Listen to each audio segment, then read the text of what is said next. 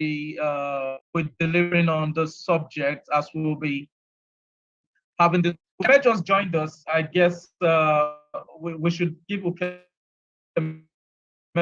the mic house. Yes, I think Hello every other person everyone. has said hi. I really appreciate the opportunity to be here, and I look forward to share some of the experience and some of the ideas I have around. Thank you so much. That Irene is also building a network, powerful of talent in tech space, and Ukeme is building one of the biggest ecosystem where he's embedding different sets of community and embedding which is for today. She's the community manager of Powerland Project, and Powerland Project is looking to train 1 million devs in Africa by 2027. That is a powerful vision. And kudos to the team at Powerland Project. Building the tech skills required to carry on the ecosystem is very important. So let's hear from Annabelle as we continue this section. Thank you so much, Annabelle.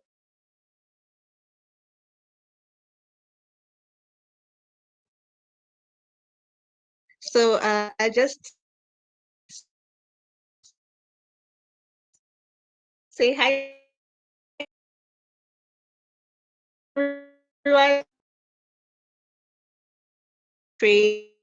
In 1 million this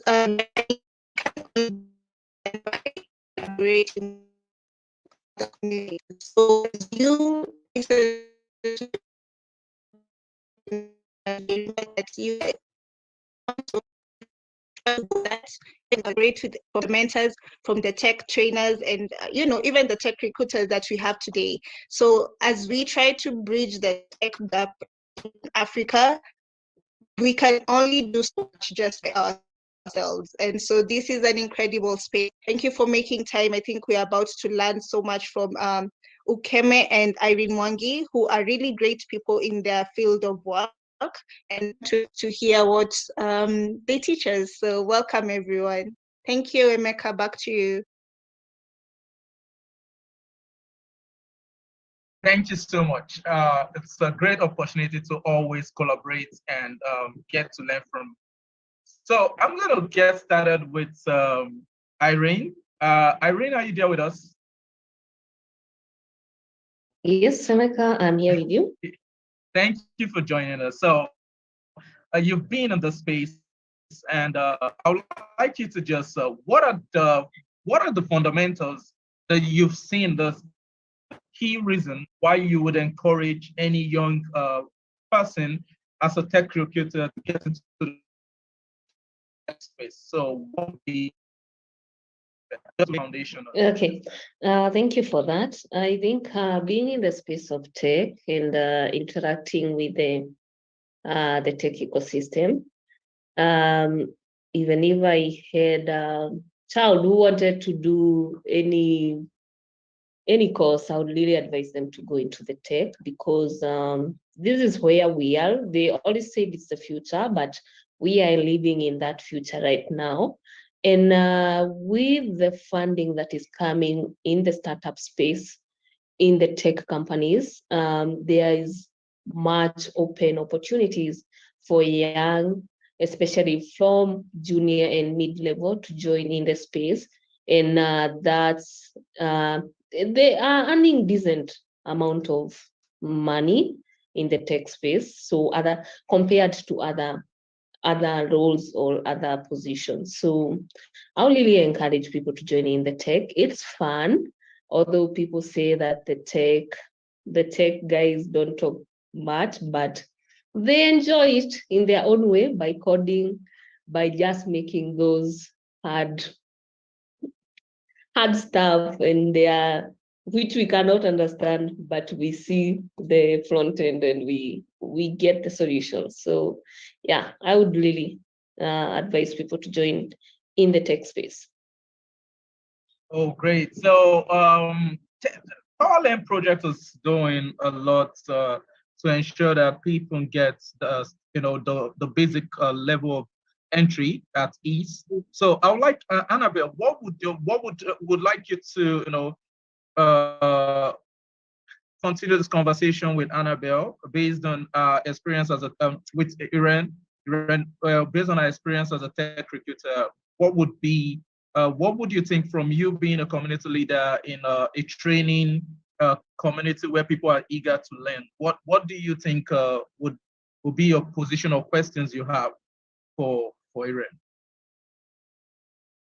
Thank you, Emeka. I think what really interests me, especially as a newbie in tech, is to know the nitty-gritty of what happens in tech. So tech, I think, really sounds like a big jargon to most people, or even to young people who think you at least really don't understand what people are doing behind computers. But I think I'm interested to see what Irene, as a tech recruiter, usually looks out for. What are the key things that she doesn't negotiate about when searching for tech talent? And yeah, so Irene, I think we could just start with your background. What inspired you to start Serverbyte, and a little bit more about Serverbyte as we dive in? Okay. On that, having been a HR by professional, I'm not technical techie. That is, I don't code, but I oversee the talent within the coding or the software ecosystem. And having been the head of talent at Adenian ecosystem, taught me I faced a pinpoint when I was looking for tech talent across Africa. And what actually what actually stood out is that I was not getting quality tech talent. Yes, in Africa we have talent, but getting that quality tech talent that you require to make a product and a product that will go to the market, that was a major pinpoint. And that is what drove me to starting and founding Serverbyte, which majorly deals with tech talent. We take the talent that is being trained across the Adenian ecosystem, all the way from blockchain, AI, and basic coding, and also from PLP. And these are the talent that now we are aiming at upskilling. They go through our system and they are assessed. And when you pass, and the system rates you, and when you pass, now you join our pool. And when you're in that pool, now we can be able to look for clients and jobs which you can work on, because I believe in tech, actually you have to, mostly we look at the technical, what you have, what you can build. Can you build something? It's not just a matter of coding, but can you build something and deploy it and it works? So we are really trying to make sure that we give our customers the talent that they require. And this ranging from junior to senior levels. And my aim is actually to see that more women join the tech, or we recruit more women into the pool. Why? Because I believe it's not that the women will not assessment process, but they're all going to be given an equal opportunity. But we are going to have more campaigns on more awareness that you can be given a platform where you can compete with others, and it is your skills that actually will make you join the pool. Yeah, so that is our major focus at Serverbyte. Thank you, Annabelle. Thank you, Irene. And just to dive really deep into the conversation already, what are some of your non-negotiables? And maybe Okuku will also tell us if he experienced this as well. But what are some of your non-negotiables as you even recruit newbies into the tech industry? As I'll say, like I've just said, in the space that I work and for the products that we are building, even the clients, and I've seen other talent recruiters being thrown out of the market, it's quality. I do not negotiate on quality, and that is why we are building up our platform that is going to be able to assess the tech talent regardless of the level you are, and it is going to rate you. You can be saying you are mid-level or senior, but when you go through our assessments in the platform, it will be able to rate you. What level are you in that mid-level or seniority level or junior level? So we don't negotiate on the quality, which comes with the technical skills and experience. So if my client requires a senior, I'll give them a senior. If they require mid-level, I'll give them to that level. So, and also we don't, one thing that I also look at is the reliability of that software engineers. So most of the space, or in this space, software engineers are known to have 2 to 3 jobs. They have the main hustle, they have the side hustle, they are working for another company in another continent. So when you give them a piece of work, yours might be the last one. So when we are recruiting, we make sure that we get those people that are willing to give the client their full time and full attention. So that actually all rounds up to the ethics of work, because the tech space is so different from our administration jobs, 8 to 5. This runs as there are some who work well at night, there are some who work well during the day. So, and it also depends with the systems that you are building and the interaction with the continent or the countries that you're interacting with. So we like people who are reliable and who we can rely on to finish a product, which transitions to good work ethics. Over to you, Annabelle. And thank you so much, Irene. I think just from your statement, I think what is standing out for me is the reliability. I know there has been a lot of poaching with big tech companies taking the talent from Africa.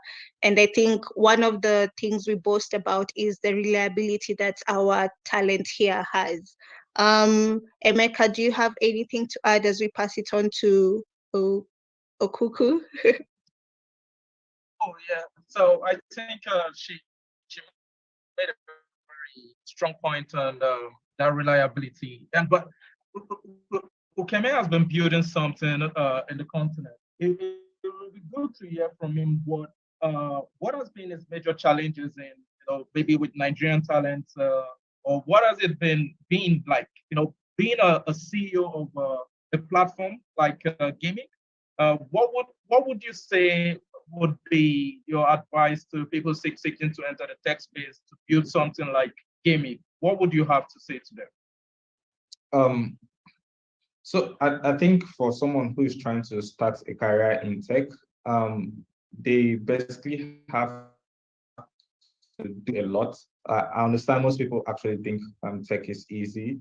It's just getting a laptop and sitting in front of it for hours. That is just half of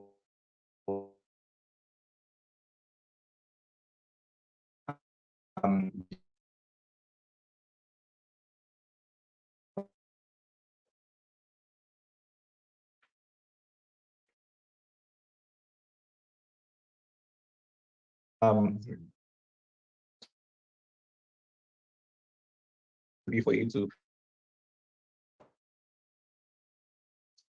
a lot of certificates. In the tech space, especially as a builder, I don't really care about that. You could have the best certification in universities. Like Irene had mentioned, if you can't build something, you don't have a use. I wouldn't hire you because you have a piece of paper that says that you've gone through a particular class or a particular training. You have to be able to build something. So the talent is really important, and then reliability.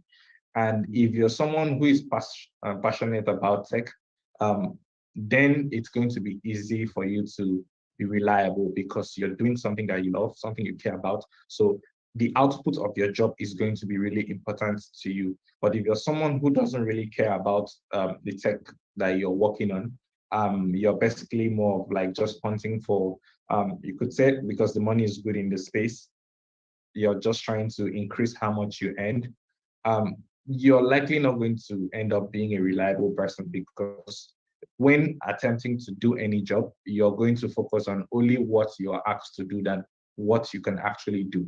So personally, when looking at hiring someone, I look at the passion, I look at the reliability of the person, and I also look at the talent. And so if you're trying to get into the industry, you have to first be someone who you believe that you actually attend those qualities. And then outside that, trying to migrate maybe from whatever industry you are into tech, it's quite easy and difficult. Easy in the sense that networking plays a big role. There's a quote that says that it's not what you know, it's who knows what you know. So networking is a very big part. You have to network with people to know that you know what you know. That way you start getting recommendation to like a recruiter about you and what you're capable of. But I also want to stress this: networking doesn't cut it. So you network, you have the network, you get introduction. You still have to pass the interview. You still have to pass the test.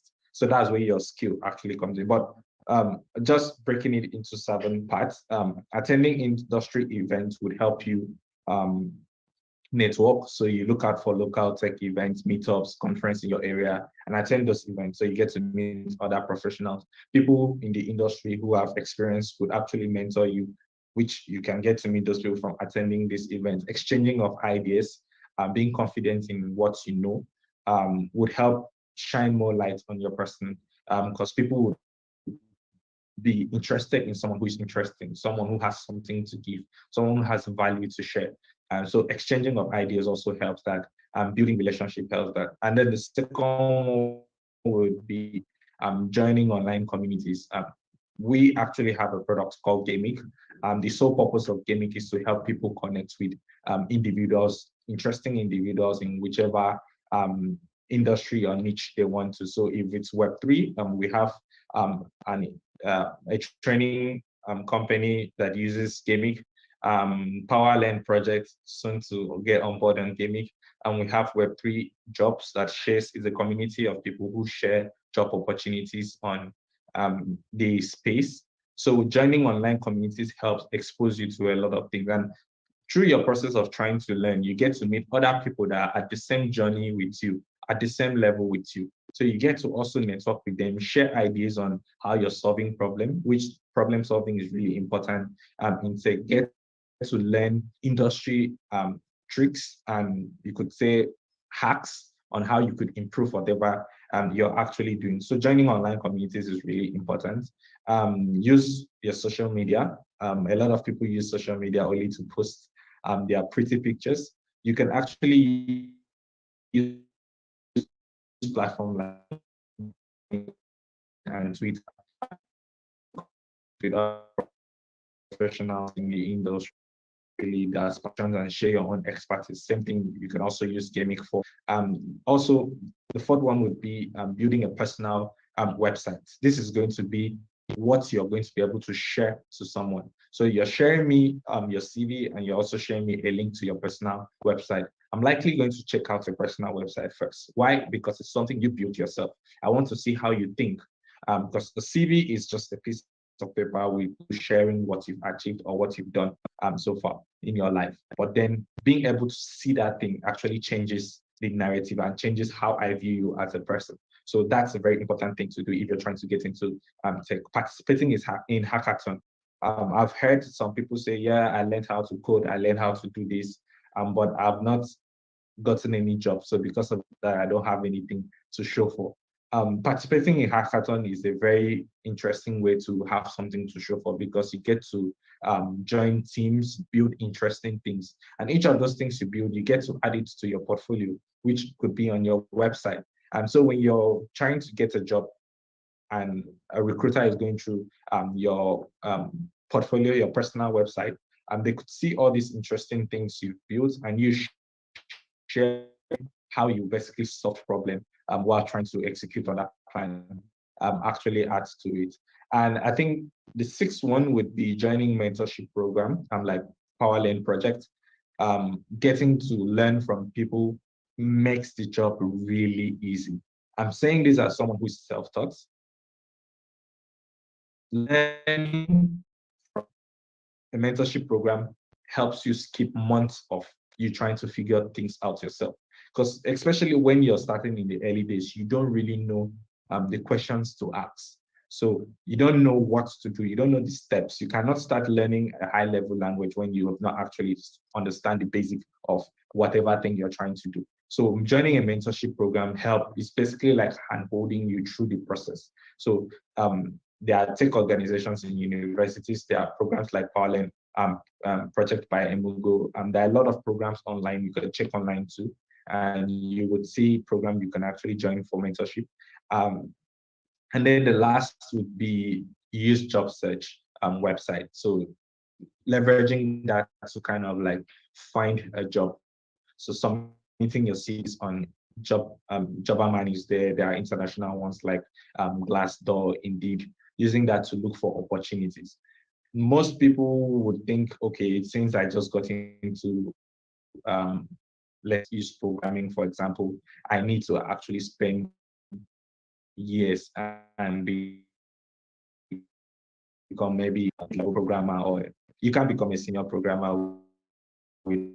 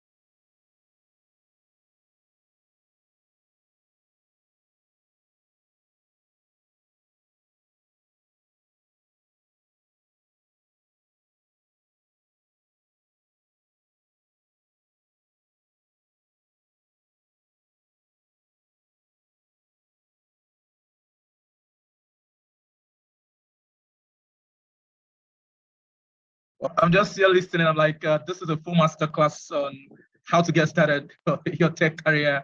We asked for just a little bit of gunshots. You brought a grenade to the conversation. I'm blown away. Thank you for this curiosity.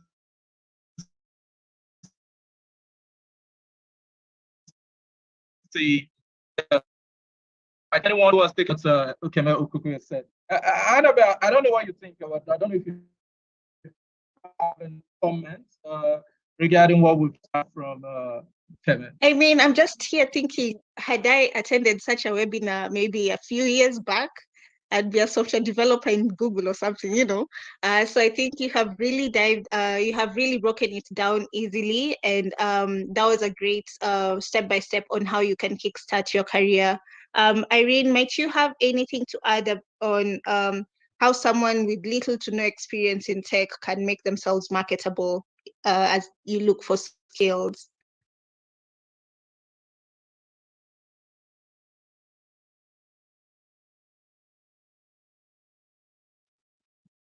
I've said most of them. However, I would like to say that it is not hard to get into this space, because ideally there was a misconception that you had to do the degree, go through the 4 years or 3 years, and then from there the internship, I think it's 3 months. So you actually don't gain a the experience you require that period.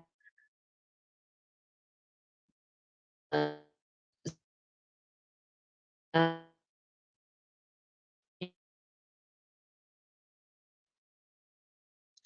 I don't know whether it's my network, but I think Irene, you seem to be breaking. Emeka, could you I hear think we her? can hear you. I think it's a network. my network. Can you hear me? Yes, now we can. Okay. As I was saying, nowadays you can do, there's more technical trainings that are coming other than theoretical. You can go to boot camp, you can go to peer and see, like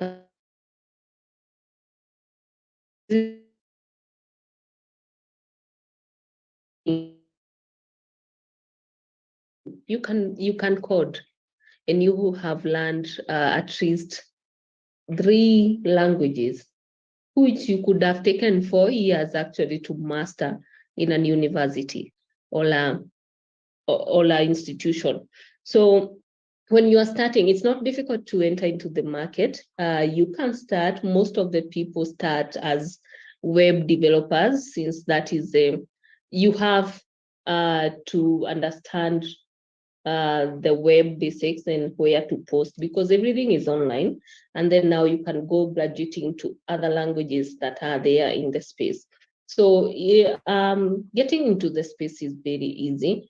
And the misconception that you have to have a degree or paper, it's no longer there. Actually, we don't look at the papers. We look at what have you developed.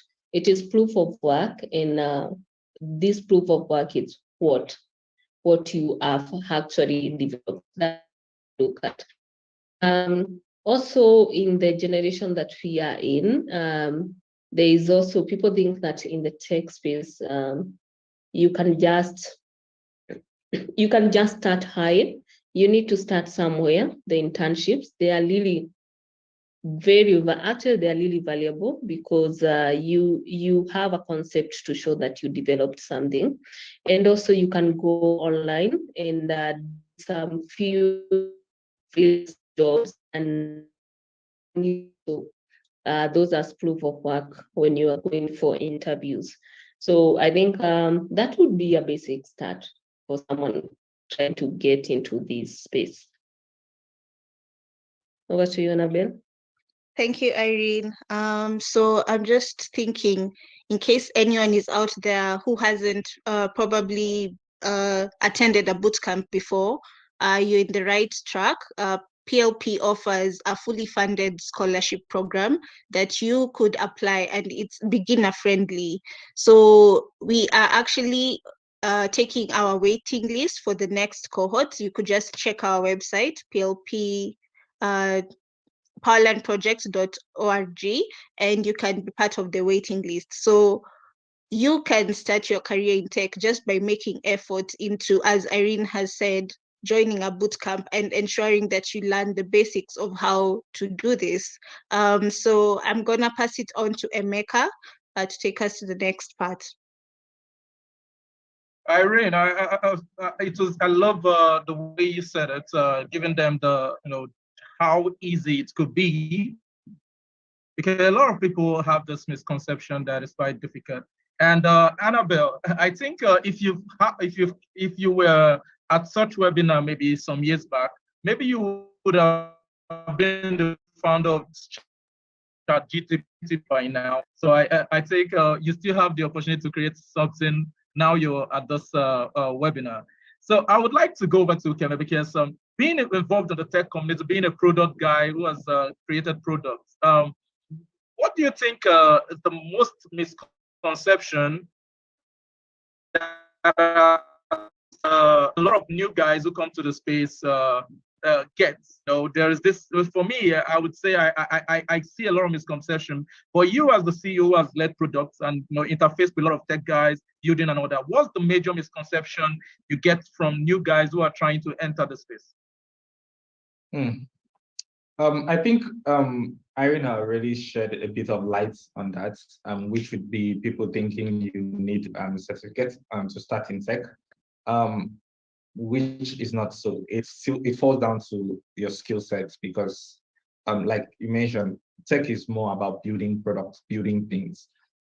It's not, or some parts of tech is a bit academic, but you're not required to write papers. You're required to write code. You're required to manage community. You're required to do designs. You're required to work on algorithms. So you don't necessarily really need a university certificate to do that. So most people actually assume you need to study computer science or computer engineering before you could do that. I know some really good programmers who studied mass communication. I know one who studied agricultural. So I know one who studied food science, but right now he's a senior developer um, in a fan company, and he's self-taught. So mm, I think one of the biggest misconception is the fact that you actually need a certificate. And then the second one would be that you need a device. I met someone who learned to code starting with a phone.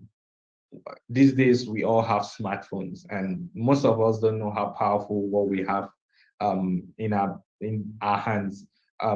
Your iPhone is basically probably, yeah, it's really more powerful than the computer that landed Neil Armstrong on the moon. So leveraging what you currently have right now to get to where you're going to, it's really important. And most people think, first of all, they need to get a very powerful laptop, get very fast, high internet speed. Not too long ago, were we introduced to 5G in this continent, and we've had developers for decades in Nigeria. People were developing since, I can't even go how far back, because a country like Nigeria, we had the NIPS settlement system, which was developed starting in 1993. So we had Nigerian developers as far back as 1993. So you need to understand, starting with what you have is really important. Watching tutorials on YouTube, it's you educating yourself. And Irene had pointed out attending boot camp. I've pointed out attending programs like Power Learning Project, but while you are actually heading towards that, you can already start educating yourself. When I started my career in design, my background is in product design, I was reading PDF on the web, going to different forums online and downloading PDFs and then trying it out. There were no video tutorials. These days we have video tutorials on YouTube where you can learn a lot. So the biggest misconception I've actually seen is, first, that you need a computer or a technical engineering or any course that has programming background certificate first. And then also you need a powerful laptop to do that. I think those are not right, especially not in this day and age. Thank you so much. I think I agree with you. A lot of people are already kind of seeing things from perspective that is creating a block for them to get into the tech space. And as we've been discussing, remember that Irene and Ukeme is taking out their time this evening to share this insight with us to help boost our tech career in the ecosystem and give us a chance in becoming successful at what we love to do in the tech space. So as we're doing this, I would like you to follow Ukeme on social media. Ukeme, please, you could drop your social handles on the chat. And Irene, you could also drop your social handles so people could follow and learn from, this is how you join the community to keep learning. And also, remember that Power Learn Project has a community of resources. When I mean community of resources, it means community of people who are already learning to become tech developers or different part of the tech ecosystem. And this is all free. You just have to visit the PLP social handle to stay updated with what PLP is doing for the for the ecosystem. This is massive. 1 million tech developers, all for free. And also, one of their partners, which I happen to be working with, which is Emurgo Africa, has invested in 30 plus projects in the continent and still looking to, support the ecosystem with more resources. So please do follow Emurgo Africa and know that staying tuned with communities like this help you understand what is going on in the space, how to key in. Please do not stay isolated. Key in by connecting with different communities in the space to stay updated on what is happening. Annabelle, I will let you continue the conversation because I think at this point I have to relax because Ukeme has given me a lot of stuff to just think about. Thank you so much, Ukeme. Thank you. Thank you, Emeka. As you said, if I had this information, I would have probably been the founder of ChatGPT, and I'd be somewhere living in a really big house. So I think there's still hope for us. As we continue with the discussion, remember to use the Q&A section to ask our speakers any questions that you may have or anything that you may want to know about Gamic or Serverbyte or even PLP and Emurgo. So we're gonna go back to you, Irene, and I think you had already mentioned it a little bit, but what are some of the misconceptions about working in tech, and what should a new tech professional expect, in terms of work-life balance, salary, career growth expectations? Any insights on that? Okay, thank you, Annabelle, on that. Actually, from the aspect of the salary, I'll start with the salary. There is a misconception that now when you get the skills, you are going to earn very highly.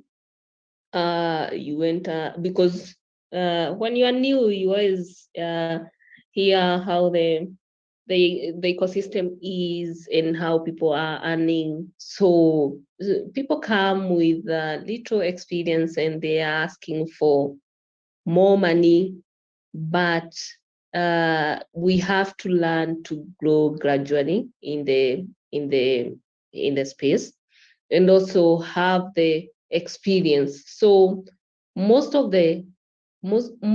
these positions pay per level and per experience. You cannot transition to a senior like Ukeme said without doing anything. So you have to have the experience, and experience is gained through building more and more projects. So there's that misconception that maybe you hear the startup or the company got funding, because most of the tech companies in the space are invested in and they get a lot of funding. So you say, now this is where I'm going to source the money. So it also goes with your experience and what you can develop. So that is one thing. So expect to be given less salaries, but as you grow, you are given salaries according to the market rate. We also have market rates in Africa and also in each country. So there are other countries that I'll go when I'm recruiting. I would get there is cheap labor, others are very expensive, just because of the cost of living in that country. So it depends. You can't say, I'll be paying you, I'm in Kenya or I'm in Nigeria, I'll be paying you like someone who is in USA. That is a different market, and their rates are different. So you have to know the market rates and which market are you working for. So the other misconception is about communication skills. And most of the software engineers think that you don't need to communicate to any other one person. You just need to develop. I would like to tell you that communication skills are very essential, because even when you're going to negotiate for that job, you need to communicate to me. You need to communicate. I cannot communicate through a code. So we have to communicate. I need to understand you. I need to know if you've got a problem when you're developing something, or if you've got a problem with your teammate, can you communicate and say, what is happening. So communication skills are necessary, and people think that yes, the you just need to stay in your house, do development. You need to interact with other people, just like Kevin said, you need to interact and network with other software engineers. You need to know, maybe you'll be suffering with a bug and someone can actually do it better. So you need actually to know what is happening within your ecosystem and the community. So those are things that we have seen. And I would like to also encourage the training institution to try and train and the software engineers on soft skills, communication, because you also need to interact with other people in this field. I think those are the two major. And our work-life balance, yes, you need to interact with other people. You need to know what is happening in the market. You need to just know these hackathons, where are they happening, so that you can attend. So many software engineers apply, so many, they are there, so you get to interact with other people. You have to balance your life. You can't have an 8 to 5 and then you have 5 to 3 at night. So you need to balance also, so that you don't break down. Your brain also needs to rest.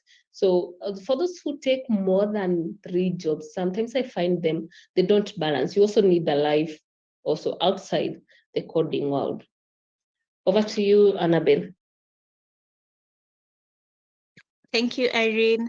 I think one thing that is sticking with me with that is the work-life balance. I think in any career, you can always get overwhelmed by everything that's happening, especially if your career is just you and your machine, as is the common type with the tech industry. Actually, as part of PLP, we have a module that deals with mental health, which our learners get to take. So this helps them balance their work life and their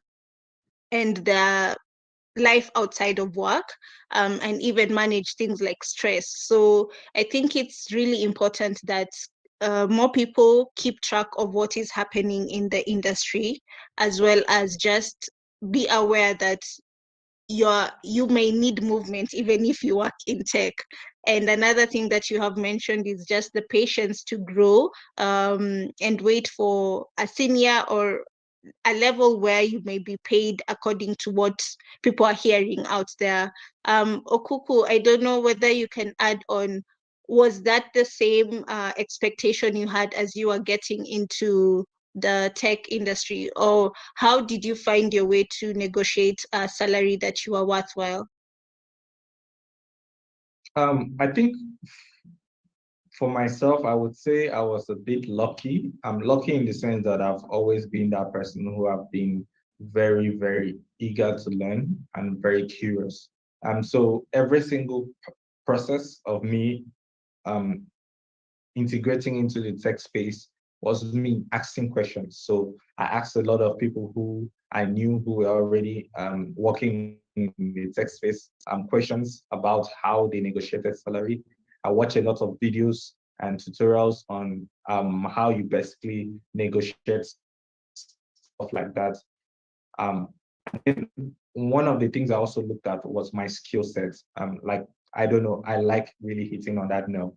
I made sure I improved myself to the point that when negotiating, I was confident on myself why I'm negotiating for that price. Because most people actually go into negotiation without understanding if they are actually worth that amount that they are asking for. So if you will show that you're worth what you're asking for, I think it also makes the negotiation process easy. And then thirdly, I would say go into every interview with more of an open mind, understanding that they may either hire you or they might not hire you, depending on whichever reason the company actually has. Why I'm saying that is because most people do 2 or 3 interviews and they are almost about giving up. It doesn't work that way. You're likely going to do a lot of interviews. There are things that companies look out for and you might not have. There are skill set the company might be looking out for depending on what niche you're playing in that you might not have. And then there are sometimes you might be overqualified. So because of your skill set is so high and the company is actually looking for maybe something different so that they could afford, they might not hire you. So I think another thing I would advise would be after every process, you try and get feedback from the recruiter to try and understand so that you can improve yourself. For me, I actually had that's where I'm going back to the community part. Community is really important. I actually was part of a community, a design community that shared ideas, shared tips, and I basically used that to improve myself. So when I was actually going into working for an entity, I went in, you could say, with guns blazing, because I already understood what they were looking for. I understood what I want, and we kind of just met in the middle. And so I would advise you trying to get into tech. Your skill is really important. Then understanding your what too is important. And then most of the time, especially if you're new and you are kind of still trying to understand, maybe because of the economic opportunity that you are, you might not have enough time to try and improve your skill set or your skill to that point where you can go and negotiate really high salary. You can look at yourself as basically taking an entry job.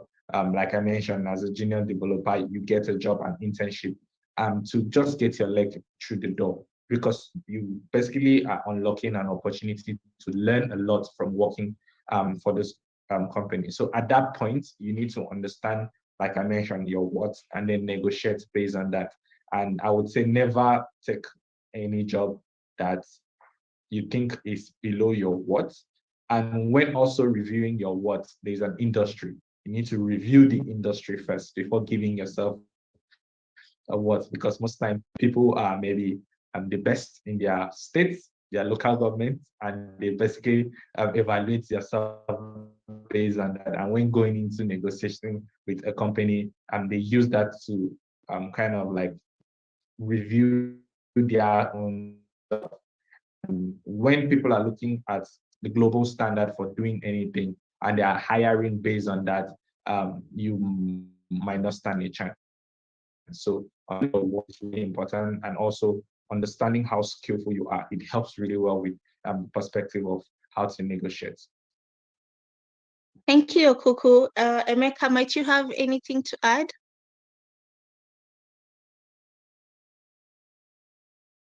You are mute. I thought the speaker has said it all.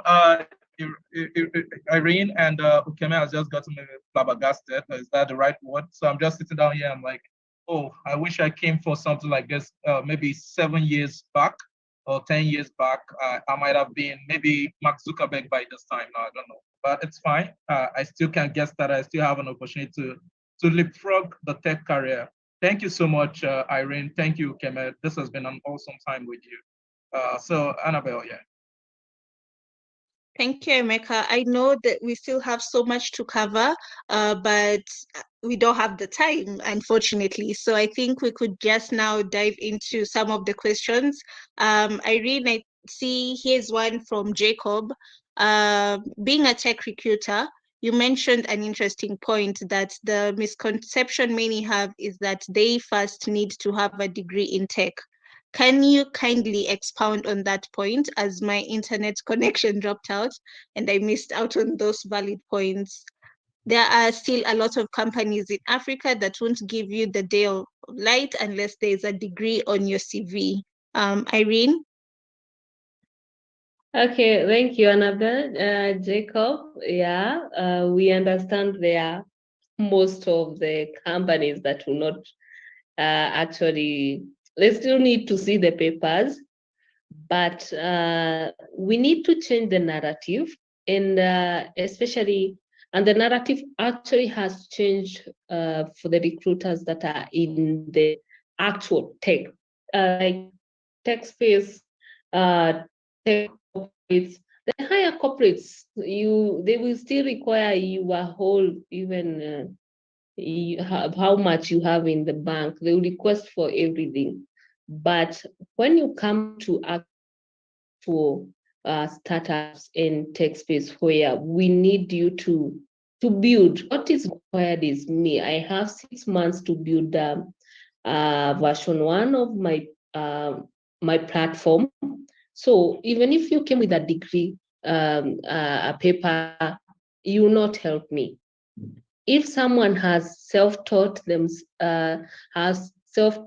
gone to boot camps, and they actually have proof and experience, and they can show me that they did build this project and this project, I would leave you there with your papers and take this person who actually went online or joined a boot camp and had the experience that I require. So for us, it matters with proof of work, proof of concept. How many have you done? Yes, there are those who require, but it would be an added advantage to those corporate that you have a paper and you have experience. After all, experience will always win. Annabelle. Thank you, Irene. And just before you go, Salatiel is asking, what specific skills and experience are you looking for in candidates for the junior software developer roles? Okay. So for this role, Wekesa, they value if it is a front-end, back-end role, and it varies with the language that platform or the platform is being built on. So it will vary with if the company is looking for someone who can just code, that means there's someone either a mid-level above them or a senior level. Why? Because when you're in junior level, you are given instruction and you code. When you're in mid-level and senior level, we expect you to think and do the architecture and workflow. You can see the solution. You can come up with a solution when there is a problem. When you're in junior, you are still learning and you need more guidance. When you may come across a problem and you are not able to find the solution. So the person above you able to provide the solution. So that is why there's always levels. You can't be given you can be given a project, but you still need guidance, because like I would say if you go to most companies, something happened to a platform when you are and it's not working, I would call the mid-level or senior level and ask them, you are supposed to solve a problem, you are supposed to understand and see the logic behind it. You and the junior level, yes, they can code and the code needs reviewing, but the other person needs, when you go to now the mid-level and senior, you need to understand your codes better. So those are the specifics. It depends with the language and the years of experience you have worked on that project. And do you have anyone above you when you are junior? So those are the things we'd be looking for. Thank you, Irene. This one will be directed to you, Ukeme, sorry. Does age matter in the tech space, and how do you stay motivated as you go through the journey of learning and growing as a tech-savvy individual? So age is not important. In the tech space, the most important thing is the skill. Like Irene has established, as a startup, let's say we just raised funding, and the only goal that we have is to execute, building a product, getting out there, getting product market fit.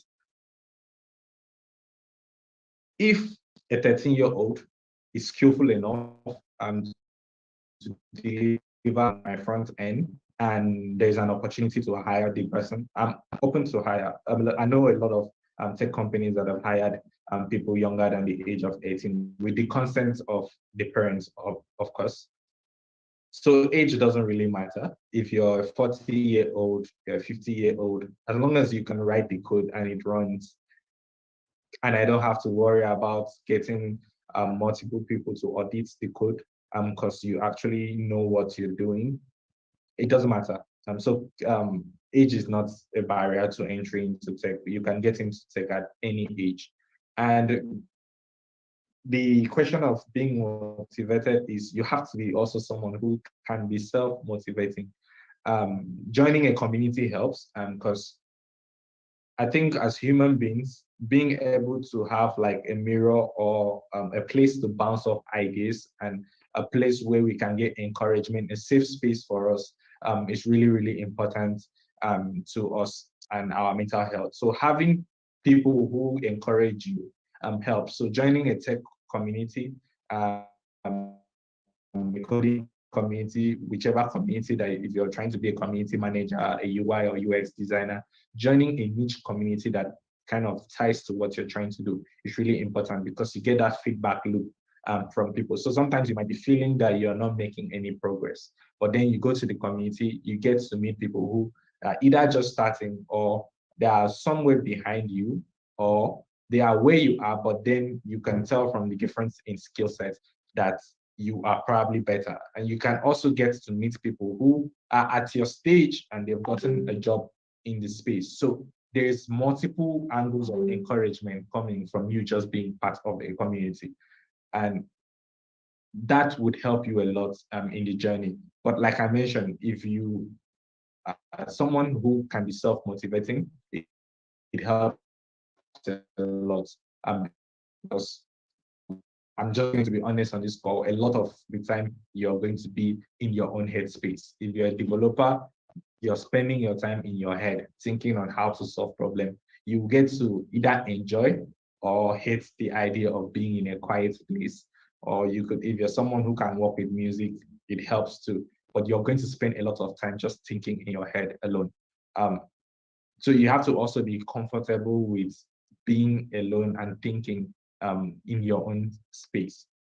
Being or enjoying or understanding being on your own would also help a lot in the process. So you need to understand a community is important because it helps ensure and reassure what you're trying to do. And then also being comfortable with just being in your headspace would help in the journey. A lot of the time you're going to feel lonely because you look left and right, depending on where you're located on the map.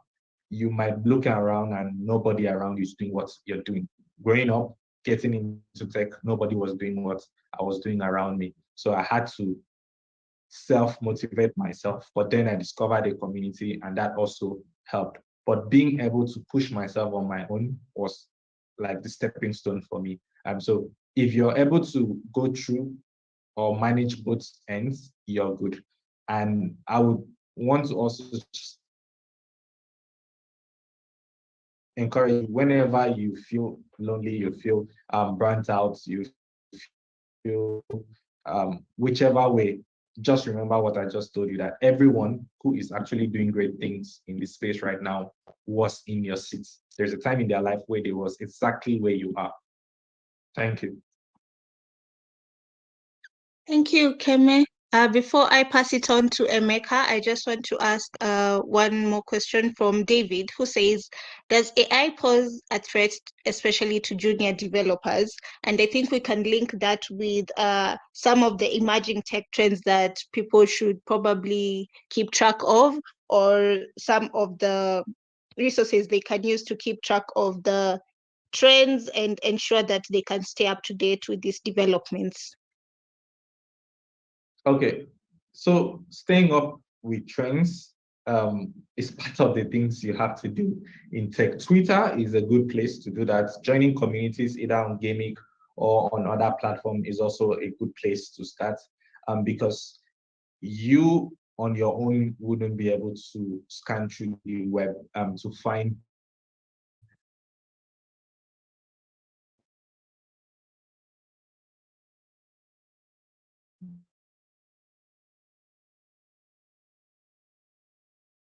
the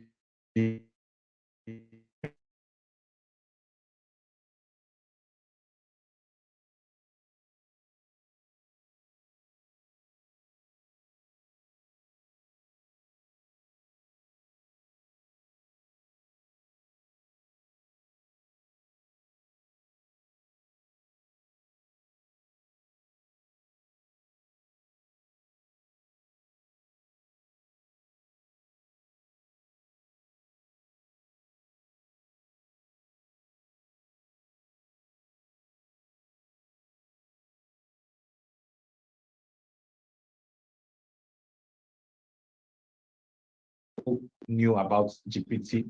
I myself, I heard about GPT before ChatGPT actually launched. As I'm talking to you, there are different parts of the blockchain technological space, and there are different new innovation that are being shared, new direction of implementing different things that are being shared on a daily. And sometimes it feels exhausting, but when you have a platform that helps you streamline those information, it makes it easy for you. So using leveraging social media would help you a lot in staying up to date. Does AI pose a threat to the junior developers?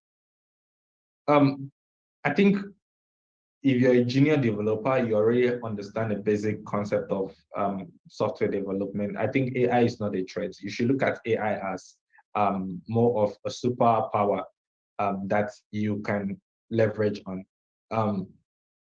Why I actually say that is that currently, right now, you have, like Irene had established, as a junior developer, you have issue, you have a bug. Sometimes you have to share it to your community. Sometimes you talk to a mentor or a senior developer you work with. Before Copilot, you had to go to Substack to go and look for someone who already solved that problem. Quora was another place you could go to get information on people who have basically solved that bug. But with the advent of AI like ChatGPT, it makes it easy. You can literally take the questions or the problem you're having or your code and send it to the AI, and it helps you debug those bugs. So AI, you should look at it more as a tool to help improve you than actually something you compete with. It's like flying planes. You go back in the days, flying planes was a lot more manual. But now that technology have come into the airplane, you now have bigger planes, and every day the sizes of the planes are getting bigger.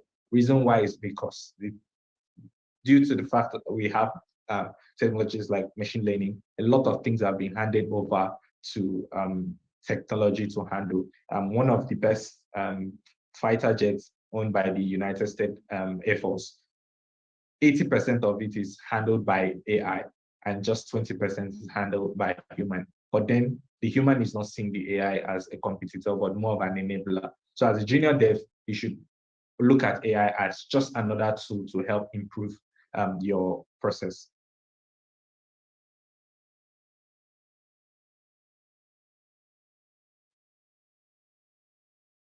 Thank you, Kemi. Over to you, Emeka. So we've learned a lot from this section. It's been wonderful, and really appreciate the speakers. And we've spent quite some time on the space. So there's still some questions. I don't know. Does this? Do we still have permission to go with questions? I think most of our speakers will need to take their time this evening to rest or do other stuff. So we appreciate you for attending this event, and we'll just give the speakers like a few minutes to give like a roundup for those who need some kind of pats in the back of motivation to help them kickstart with their tech career in the space. So we'll get started with Irene. Irene, we just need you to motivate us, to get started with tech career, what we need to do, what we need to hear. We've spent, it has been an interesting 1 hour plus, and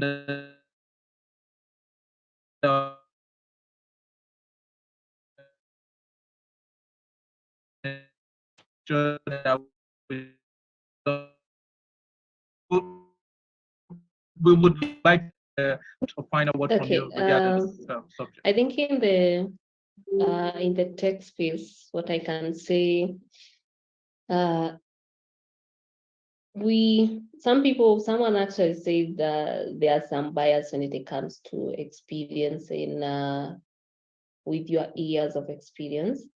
However, I would say it's all about experience. That is the beauty of it. Even if you know someone, like other jobs, I know someone.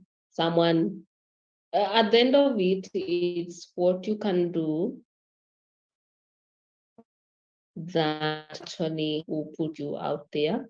And I would like to encourage people to just join the space. Don't be afraid to communicate. Don't be afraid to network. And for the recruitment, when a job is posted, this is also where some of, not only in tech, but most of us go wrong. Maybe I need a senior developer or a senior software engineer, and you are just maybe 1 year, 2 years experience, and you apply.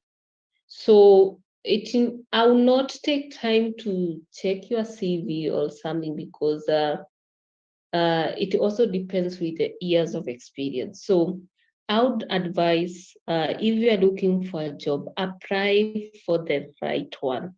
Like, the right job will make you seen. If you apply for just any, you say I've applied for over 100 jobs, no one sees my CV, no one sees my application. But the question is, did you apply for the right position?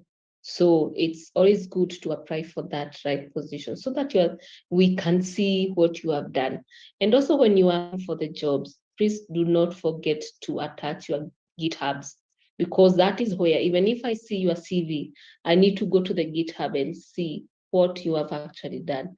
So remember, yes, the CV is there, it supports, but I need to see is what you are saying, the languages that you have here listed, they what you have worked on. So please don't forget to do that as you apply for jobs. And also be interactive, interact with other people, follow the startups, CTOs, tech leads. Those are the people with jobs, and the tech recruiters in the companies. So also, LinkedIn, know whom to follow and whom to connect. When you are looking for mentorship, know the right questions to ask, so that you don't, if you ask me a question, I don't feel like this is vague or you are wasting someone's time. Go prepare, do some research when you're going to ask something, or get those mentors that will really hold your hand as you grow in your career. Other than that, for those trying to join the Server Byte, we are going to launch the Complete Now pool end of April. If you'd like to join the pool, you can follow me and you can leave your email. We shall share with you the link and you shall go through the process. So thank you so much. It was wonderful. And you can follow me, you can chat me on LinkedIn. And any questions you have, I'll be glad to answer. Thank you. Thank you, at least for Thank you a so much. wonderful evening. Thank you so much. Thank you. So for those who have more questions regarding recruitment, tech recruitment, and questions that the CEO and founder of Server Byte can answer, she has dropped a LinkedIn link. You could follow her on it and drop your questions on our respond to it. And also be on Twitter, question on the comment, questions and comment.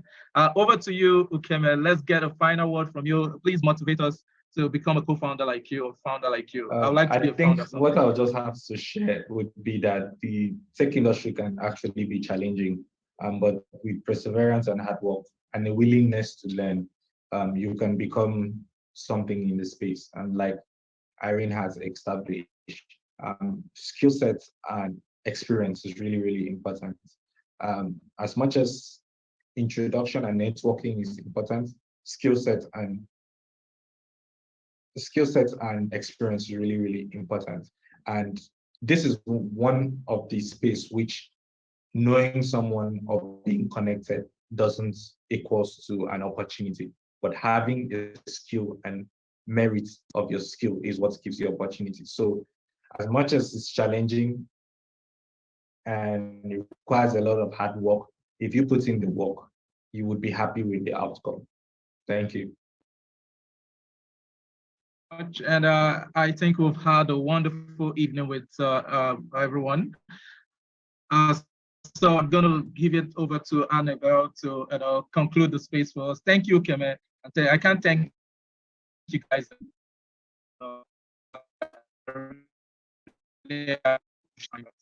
And we'll be able to keep on educating people about the ecosystem. So thank you all, and thank you. Thank you.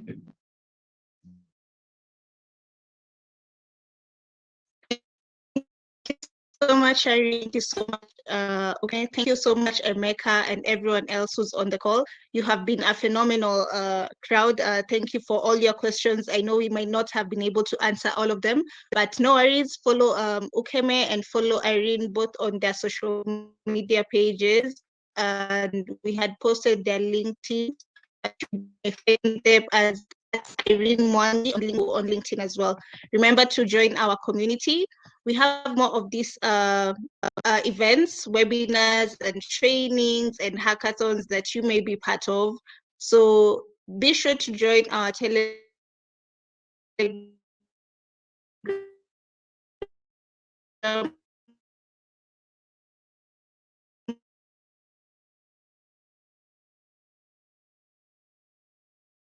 community.